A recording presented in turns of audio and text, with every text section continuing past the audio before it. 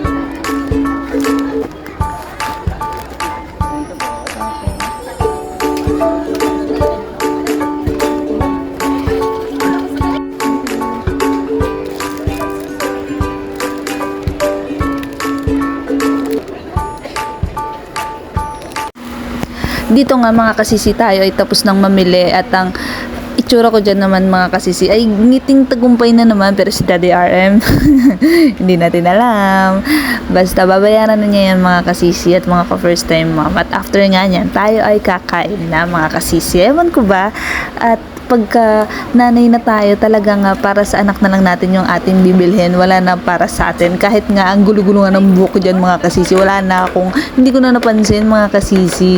Ganyan talaga siguro pag nanay na, no? Pero dahil sa mga tao nga nasa paligid natin, ang mga support system natin ay nandyan pa rin sila para sa atin. Kahit hindi nila napansin yung buhok kong magulo, nakakaloka, di man lang ako sinabihan. Ayan, so samahan nyo kami hanggang sa pagkain mga kasisi. Manawa kayo kahit hindi nyo ako kilala, manood kayo ng vlog ko mga kasisi, mag-follow at mag-subscribe naman kayo, parang awa nyo na. Thank you so much.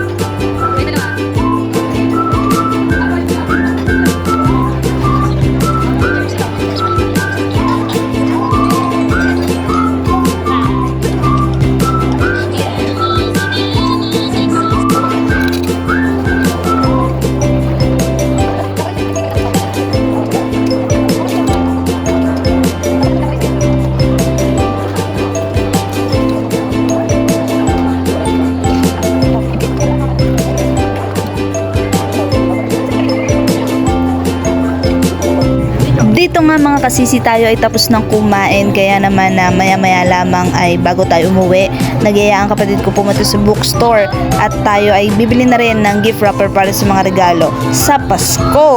At dahil nakaabot ka sa dulo ng aking content, maraming salamat po sa panunood at dahil dyan huwag niyong kakalimutan mag-subscribe sa aking YouTube channel and hit the notification bell para lagi kang updated sa aking vlog.